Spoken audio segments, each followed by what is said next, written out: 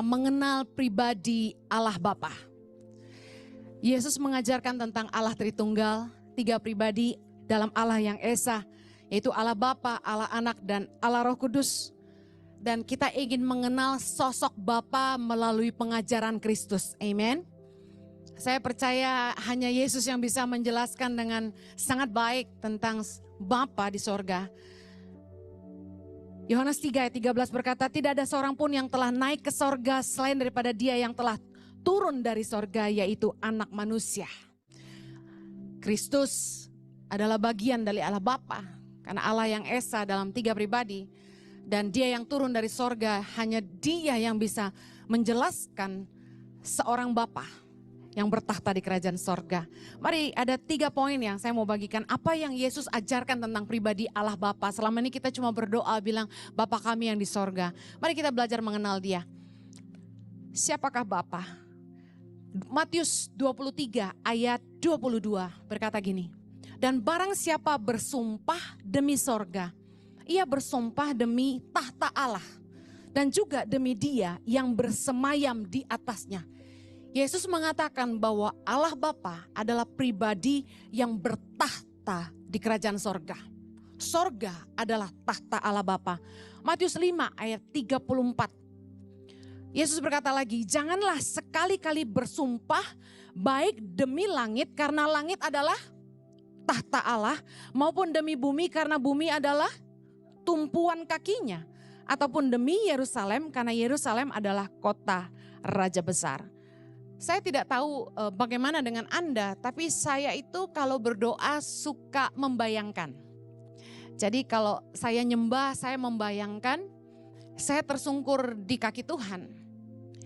Dan saya membayangkan Bapa di sorga itu Allah yang sangat besar. Karena Yesus berkata, langit adalah tahta Allah dan bumi adalah tumpuan kakinya. Saya search di Google gitu, the image of the Father in heaven who throne in heaven. Ayat ini menggambarkan bahwa bumi adalah tumpuan kakinya dan langit adalah tahtanya. Bayangkan betapa besarnya Allah kita. Amen. He's a great God, He's a mighty God. Allah yang besar. Saya ngebayangin Tuhan besar banget gitu ya. Langit tahtanya, bumi tumpuan kakinya, Yesus bilang. Bahkan di dalam doa Bapa kami, Yesus mengajarkan dalam Matius 6 ayat 9. Bapa kami yang di sorga, dikuduskanlah namamu. Jadi ada 3 pribadi Allah Tritunggal, salah satunya Allah Bapa. Dia tidak turun ke dunia, Dia bertahta di kerajaan sorga. Karena itulah kita berdoa, Bapa kami yang di sorga. Yang kedua, apa yang Yesus ajarkan tentang Allah Bapa? Yesus mengenalkan Bapa sebagai Jehovah Jireh. Jehovah Jireh, Allah yang menyediakan. Dalam Matius 6 ayat 31, kita baca sama-sama. Sebab itu janganlah kamu khawatir dan berkata, apakah yang akan kami makan?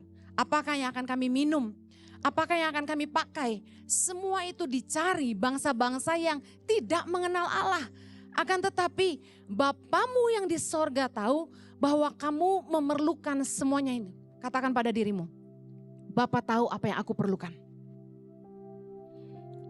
Yesus berkata, janganlah kamu khawatir. Kita gak boleh khawatir sebagai orang percaya. Karena kita harus yakin kita punya Bapa yang tahu apa yang kita perlukan. Itu yang Yesus ajarkan. Bahwa Bapa itu Bapa yang peduli akan kita. Bapa yang tahu apa sih yang kita butuhkan dalam hidup kita. Karena itu Yesus mengajarkan kepada kita, kalau kita butuh apa-apa, kita harus mintanya sama Bapa di sorga. Katakan amin. Jangan suka minta-minta sama manusia. Jangan ngandelin manusia. Saya minggu lalu meeting dengan tim misi di ICI. Saya bilang sama tim misi, tolong jangan suka bawa cerita-cerita sedih kemana-mana. Dalam artinya, jangan suka ngemis. Ada orang-orang itu yang suka cerita, aduh saya mau sekolahin anak, tapi duitnya kurang. Saya udah 4 bulan gak bayar kontrakan. Aduh anak istri saya di rumah kelaparan, karena saya belum dapat kerja dan gak bisa makan. Cerita gitu kesedihannya. Anda pernah dengar saya khotbah ceritain bahwa saya lagi bergumul mau bayar anak sekolah? Gak pernah. Yang saya ceritain adalah kemenangan. Saya pernah gak bisa bayar uang sekolah. Pernah mau masukin anak sekolah gak punya duit. Namanya pendeta, hidup dari khotbah. Tapi kemudian Tuhan menyediakan. Saya bersaksi bagaimana selama masa pandemi. Saya dan suami jadi pengangguran. Pendeta gak diundang khotbah, gak ada duitnya. Sementara saya harus bayar uang kuliah anak saya dan gak ada uangnya. Apa yang terjadi? Tuhan menggerakkan orang yang tidak pernah dekat dengan kami, hanya pernah ketemu satu kali dan memberkati kami, transfer uang ke rekening kami pribadi untuk melunasi uang sekolah anak kami. Saya selalu menceritakan kebaikan Tuhan dan kesaksian kami. Saya tidak pernah bilang gini, Bapak Ibu, tahu nggak sebenarnya sekarang tuh saya lagi butuh banget. Butuh loh, transfer ya. Kalau Anda nggak transfer di jam 1, saya bercanda. Soalnya saya baru-baru ini dengar ada yang gitu ya. Amit-amit, dengar. Kamu punya bapak yang kaya. Kamu anak raja. Jangan punya mental pengemis. Kalau kamu punya pergumulan, punya iman. Bapakku tahu apa yang aku perlukan. Tuhan tahu yang aku butuh. Saya berdoa. Saya minta sama Bapa di sorga. Saya gak minta sama manusia. Selama Tuhan suruh saya melayani orang miskin, saya gak pernah kirim-kirim proposal kalau gak diminta. Kalau ada teman atau jemaat yang bilang gini, Bu Heni kirim proposal dong, perusahaan saya mau nabur buat Tangan Pengharapan. Baru saya suruh staff bikin proposal. Sampai hari ini saya masih on gak bisa bikin proposal. Karena gak biasa. Saya sekolah teologi ya, bukan community development. Jadi gak pernah tahu gimana sih cara bikin proposal. Enggak encus.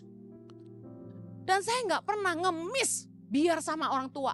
Sama saudara, gak pernah. Saya gak mau hidup saya malu-maluin Tuhan. Waktu saya ngambil keputusan menikah dengan seorang hamba Tuhan. Di detik yang sama saya ngambil keputusan. Kalaupun saya susah suatu hari nanti karena keputusan saya akan bertanggung jawab. Saya lebih baik kerja, jualan daripada harus ngemis sama orang. Karena saya gak mau malu-maluin Tuhan. Amen. Saya percaya saya punya Bapa yang mengasihi saya. Bapa yang tahu yang saya butuhkan. Amen. Jangan bilang Ibu Heni sombong.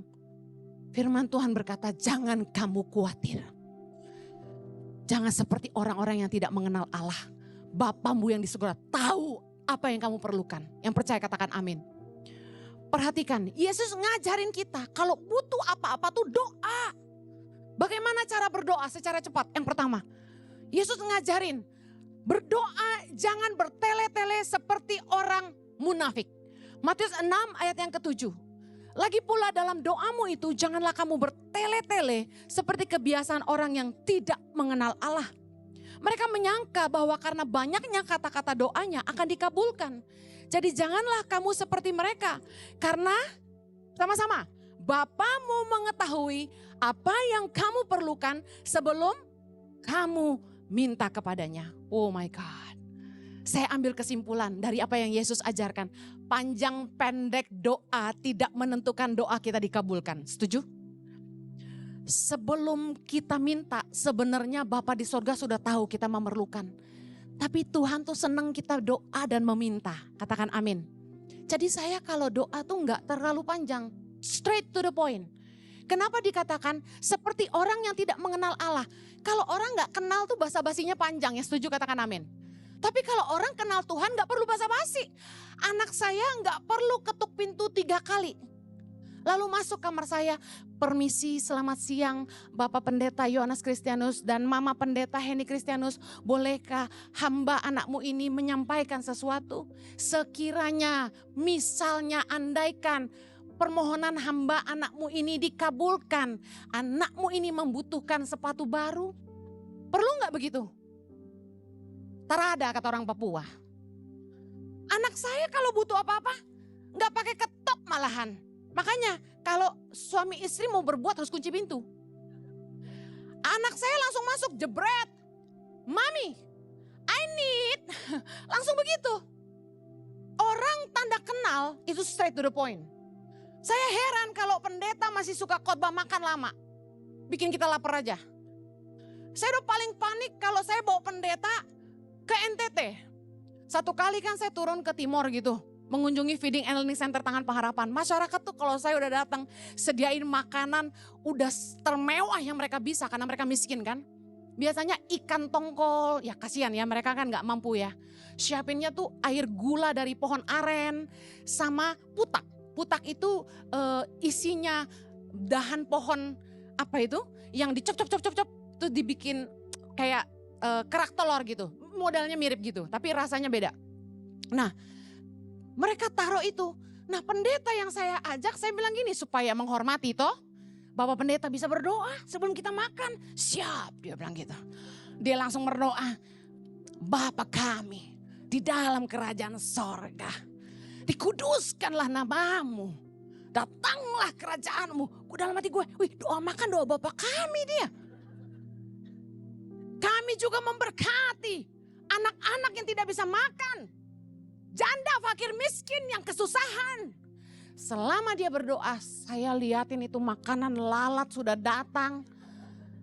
Makanan saya yang kesukaan saya itu putak dan gula merah itu. Mulai dilalerin. Sorry men, saya buka mata. Saya gak nutup mata. Karena Bapak saya di sorga tahu saya lapar. Saya kipas-kipas. Lalat pergi. Pisang rebus sih gak apa-apa ya, ada kulitnya, bener gak? Itu saya sampai panik, saya lama bener lagi dia doa, nyesel gue suruh dia. Dalam hati gitu. Soalnya kalau saya doa makan gini. Mau dengar? Bapak terima kasih buat makanan ini. Di dalam nama Yesus. Amin. Makan gue. Kata suami saya itu doa orang lapar. Ya udah, saya perpanjang sedikit. Bapak terima kasih buat makanan ini. Berkati, kuduskan supaya tidak jadi penyakit. Tidak bikin gendut, tidak bikin kolesterol. Di dalam nama Yesus. Amin. Makan kita. Semua selalu menghina saya. Itu doa orang kelaparan. Biarin, lusuk rohani, gue lapar. Panjang pendek doa. Yesus sampai bilang gini. Orang-orang yang berpikir kalau dengan panjang doanya dikabulkan. Tuhan belenak sama doa yang basa-basi. Straight to the point. Amen. Doa jangan bertele-tele. Katakan kanan kirimu, doa gak usah bertele-tele. Sebelum kita doa, Tuhan sudah tahu yang kita perlukan. Yang kedua, Yesus ngajarin supaya kalau kita berdoa minta kepada Bapa itu dengan sungguh-sungguh. Keep knocking, keep asking, keep waiting. Kalau kamu minta sesuatu sama Tuhan, mintalah dengan kegigihan. Suami saya ini anak yang gigih. Menurut mamanya yang tersayang, dia kalau mau apa, harus apa. Gak dikasih, minta terus. Ma, Jojo mau sepatu itu. Gak dikasih, ma, Jojo mau sepatu itu. Saya ngalamin nikah sama suamiku ini. Awal-awal belum dewasa lah ya, masih anak-anak gitu. Dia demen aksesoris mobil. Ngabisin duit.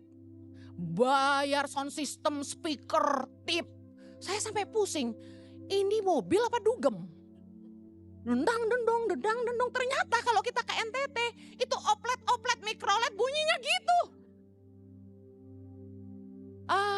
Saya bilang gini, kamu habis berapa ganti-ganti velg mobil begini? Dia bilang $3.000. Kacau, gaji lu berapa beli velg mobil 3.000?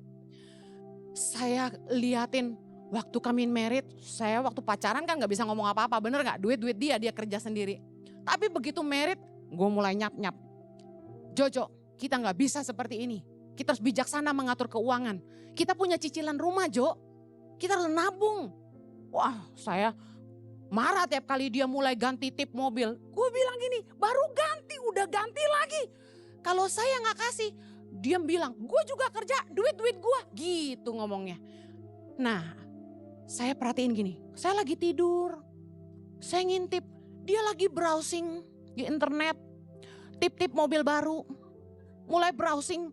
Jadi saya ngalamin yang emaknya ngomong, mau apa mesti apa, bohwat gue. Tapi ternyata orang kayak gini yang doanya dijawab Bapa di sorga. Jojo tuh punya pandangan yang luar biasa sama Bapa di sorga. Dia percaya Tuhan sayang dia. Dan kalau dia pengen apa, Tuhan pasti kasih gitu. Saya belajar punya iman seperti suamiku ini. Saya ini kan orangnya, sudah sederhana aja, secukupnya aja. Enggak, dia berdoa lebih besar dari saya. Dia doa sama Tuhan tuh minta yang gede-gede yang dalam hati saya. Ya ampun Jo, udah sederhana aja kali gitu. Tapi ternyata saya salah. Dengar firman Tuhan, Matius 7. Hal pengabulan doa. Ayat 7. Mintalah, katakan mintalah. Maka akan diberikan kepadamu. Carilah, katakan carilah. Maka kamu akan mendapat. Ketoklah, katakan ketoklah. Maka pintu akan dibukakan bagimu. Karena setiap orang yang meminta, menerima. Setiap orang yang mencari, mendapat. Setiap orang yang mengetok, baginya pintu dibukakan. Kudu ngoyo minta sama Tuhan. Jangan berhenti berdoa sampai Tuhan menjawabnya. Saya saksikan teman saya, 16 tahun menikah, gak dikarunia keturunan. Suaminya udah 50-an, istrinya udah mendekati 40, mereka beda jauh. Tidak dikarunia keturunan. Satu hari saya pergi ke kotanya di Solo, terus kami rame-rame doain dia. Habis saya khotbah, kami doain. Kami sepakat, kami meminta, saya doainnya tuh sampai nangis-nangis. Tuhan berkati, kasihan, berkati. Gak lama saya dengar dia hamil. Wow, amazing banget. Saya sampai wah happy, Tuhan menjawab doa, terima kasih Tuhan. Gak lama saya ketemu dia, udah 8 bulan.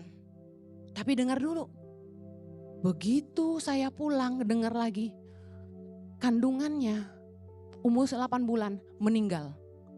Nunggunya 16 tahun. 8 bulan hamil dikit lagi keluar meninggal.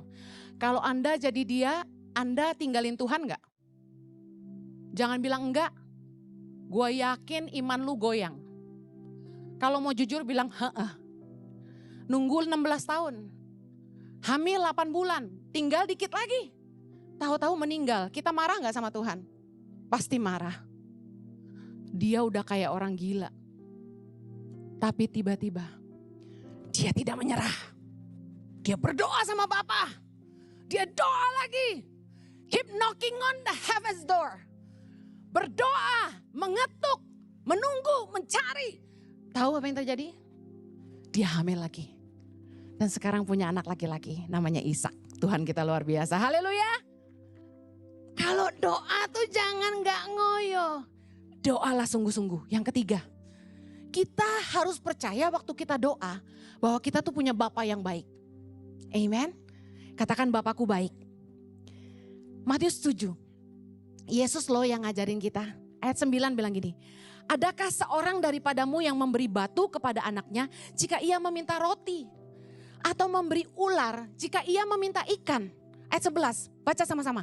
Jadi jika kamu yang jahat tahu memberi pemberian yang baik kepada anak-anakmu, apalagi Bapamu yang di sorga, ia akan memberikan yang baik kepada mereka yang meminta kepadanya. Yuk lihat ke atas bilang, Tuhan terima kasih Engkau Bapa yang baik. Dikatakan ia akan memberikan yang baik kepada mereka yang meminta kepadanya. Seperti seorang anak yang percaya bahwa papanya baik. Yang pasti akan memelihara hidupnya. Demikianlah kita sama Bapa. Amen. Kalau doa itu yakinilah kamu tuh punya Bapa yang baik. Kalau kita aja yang sayang anak, kita selalu pengen kasih yang terbaik buat anak kita. Demikian juga Bapa di sorga. Tuhan tahu apa yang kamu butuhkan. Yang keempat, waktu kita berdoa, Yesus ngajarin kita. Kalau udah doa, terimalah dengan iman. Markus 11 ayat 24. Baca sama-sama. Karena itu aku berkata kepadamu, apa saja yang kamu minta dan doakan, percayalah bahwa kamu telah menerimanya. Maka hal itu akan diberikan kepadamu. Ulangi kata-kata, percayalah bahwa kamu telah menerimanya. 3, 2, 1. Setelah berdoa, kita harus percaya kita telah terima. Sudah terima belum? Sudah dijawab belum? Tapi Yesus ngajarin apa? Percayalah kamu telah menerimanya. Jadi apa yang kamu harus lakukan? Anda sakit, Anda berdoa. Tuhan sembuhkan aku. Apa yang harus Anda lakukan? Tiap hari bangun berdoa ngucap syukur. Tuhan terima kasih. Pasangan hidup yang terbaik sudah on the way. Tuhan terima kasih. Anak-anak ilahi akan lahir dari rahimku. Tuhan terima kasih, penyakitku sudah disembuhkan. Tuhan terima kasih, usahaku diberkati. Tuhan terima kasih, suamiku berubah. Tuhan terima kasih, istriku lebih lemah lembut. Tuhan terima kasih, anak-anakku akan takut akan Tuhan. Tuhan terima kasih, aku akan dipelihara anak cucu. Katakan, amin. Orang yang percaya bahwa mereka sudah menerimanya akan penuh ucapan syukur. Akan selalu bersyukur. Yesus ngajarin kalau kita berdoa, terimalah dengan iman dan mengucap syukur. Yang mau katakan amin. Yang terakhir, Yesus ngajarin kita, kalau kita berdoa, salah satu kunci doa kita dijawab, ada kita harus mengampuni kesalahan orang lain. Markus 11 ayat 25. Baca sama-sama. Dan jika kamu berdiri untuk berdoa, ampunilah dahulu sekiranya ada barang sesuatu dalam hatimu terhadap seseorang, supaya juga Bapamu yang di sorga mengampuni kesalahan-kesalahanmu. Kalau kita doa sama Tuhan, ada sesuatu yang harus kita bereskan, yaitu hati kita. Ada dendam enggak? Ada benci enggak? Ada marah enggak? Tuhan bilang kita harus ngampuni. Jangan datang sama Tuhan dengan kemarahan di hati. Kita harus selalu belajar mengampuni. Karena gini, banyak orang sakit, contoh kanker. Dokter selalu tanya, adakah kebencian? Adakah dendam?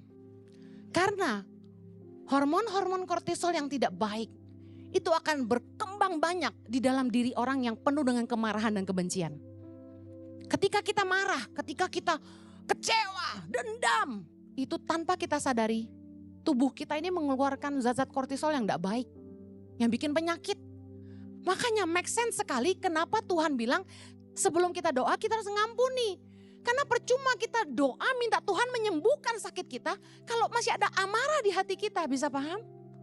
Karena itu kalau Anda punya luka di hati, Anda harus ngampunin. Percayalah, orang yang mengampuni akan diberkati. Orang yang mengampuni akan beroleh kemurahan, katakan amin. Orang yang mudah mengampuni, hidupnya itu penuh sejahtera, damai, gak berat, kaki melangkah enteng, gak takut ketemu siapapun. Karena hatinya selalu mengampuni. Yang terakhir, apa yang Yesus ajarkan tentang Allah Bapa? Bapa mau kita menghidupi kehendaknya dalam hidup kita. Yesus berkata dalam Yohanes 6 ayat 38. Sebab aku telah turun dari sorga bukan untuk melakukan kehendakku, tetapi untuk melakukan kehendak Dia yang telah mengutus aku. Perhatikan, Yesus kasih teladan sama kita bahwa Yesus turun ke dunia ini cuma satu, melakukan kehendak Bapa, bukan kehendaknya. Bahkan dalam Lukas 22 ayat 42, Anda ingat waktu Yesus berdoa di Taman Getsemani sebelum disalib? Yesus berkata, ya Bapakku, jikalau engkau mau, ambillah cawan ini daripadaku, tetapi bukanlah kehendakku, melainkan kehendak-Mu lah yang terjadi. Kita bisa belajar bahwa melakukan kehendak Bapa di sorga menjadi prioritas utama dalam hidup Yesus. Demikian juga Yesus ngajarin kita bahwa dalam hidup ini melakukan kehendak Bapa di sorga haruslah menjadi tujuan hidup kita. Saya buktikan, Matius 7 ayat 21. Dikatakan, bukan setiap orang yang berseru kepadaku, Tuhan, Tuhan, akan masuk ke dalam kerajaan sorga. Baca sama-sama. Melainkan dia yang melakukan kehendak Bapakku yang di sorga. Apa tujuan hidupmu hari ini? Kita ini diciptakan untuk tujuan Tuhan. Katakan, aku diciptakan untuk tujuan Tuhan. Tuhan itu gak iseng nyiptain kita. Kita itu lahir ke dunia ini bukan karena orang tua kita mau. Kalau seorang anak bisa lahir ke dunia ini, mereka lahir dengan tujuan Tuhan dalam hidup mereka. Katakan amin. Anda jangan merasa Anda tidak punya apa-apa. Jangan merasa Anda tidak bisa apa-apa. Anda dilahirkan ke dunia ini dengan tujuan Tuhan dalam hidupmu. Mari kita belajar bahwa ternyata tujuan kita hidup haruslah melakukan kehendak Bapa. Dan Yesus mengajarkan bahwa kita harus mendahulukan kehendak Bapa dalam hidup kita di atas kebutuhan kita. Matius 6 ayat 31 sampai 32 tadi kita baca tentang sebab itu janganlah kamu khawatir dan berkata apa yang kami makan, apa yang kami minum, apa yang kami pakai. Baca ayat 33. Kita baca sama-sama. Tetapi Carilah dahulu kerajaan Allah dan kebenarannya, maka semuanya itu akan ditambahkan. Kita harus mencari kehendak Bapa dalam hidup kita di atas dari mencari kepentingan kita sendiri. Apa yang kita butuh dalam hidup kita. Karena ternyata ketika kita melakukan kehendak Tuhan dalam hidup kita, kita sedang mempermuliakan Dia. Dan ini yang luar biasa, tanpa kita sadari. Waktu kita tuh mengerti kehendak Bapa dan kita menghidupinya, hidup kita diberkati. Kasih karunia Tuhan menyertai orang-orang yang menyenangkan hati Tuhan. Kasih karunia Tuhan, kemurahan-kemurahan Tuhan menyertai orang-orang yang melakukan kehendak-Nya. Saya akhiri. Seringkali kita bilang gini, Tuhan, aku ingin mempermuliakan Engkau dalam hidupku. Tahukah apa yang mempermuliakan Tuhan dalam hidupmu? Yohanes 17 ayat yang keempat, Yesus bilang gini, aku telah mempermuliakan engkau di bumi dengan jalan menyelesaikan pekerjaan yang engkau berikan kepadaku untuk melakukannya.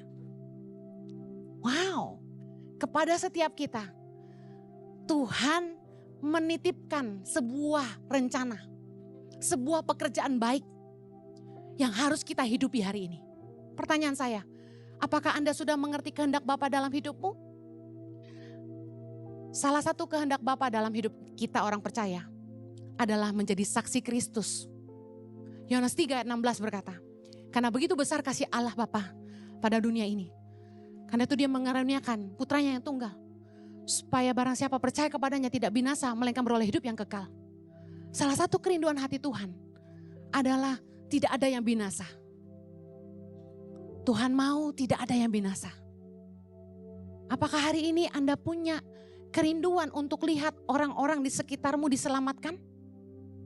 Salah satu kehendak Tuhan dalam hidup kita ada memberitakan kabar baik.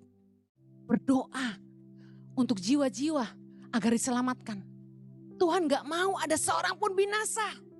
Apakah hari ini Anda menjawab kerinduannya? Nanti di ibadah jam 5 sore saya akan lanjutkan tentang kerinduan Tuhan buat kita orang percaya. Tapi saya ingin akhiri dengan ini. Apa maksud firman Tuhan? Matius 6:33, carilah tetapi. Istilahnya gini, aku tahu kamu membutuhkan makan, pakai, minum. Tetapi carilah dahulu, jadi prioritasin dulu kebenaran, kehendak Allah dalam hidupmu. Maka semuanya akan ditambahkan. Kamu tidak akan kekurangan. Saya dan suami ngalamin ini. Waktu kami mengedepankan kehendak Tuhan dalam hidup kami. Dan menomorduakan kepentingan kami pribadi. Kami ngambil keputusan untuk taat kepada panggilan Tuhan dan pulang ke Indonesia. Meninggalkan semua kenyamanan dan apapun yang kami bangun di Australia. Kami mengedepankan kepentingan Tuhan. Bagi saya, hidup adalah Kristus. Mati adalah keuntungan. Saya mau hidup hanya buat Tuhan.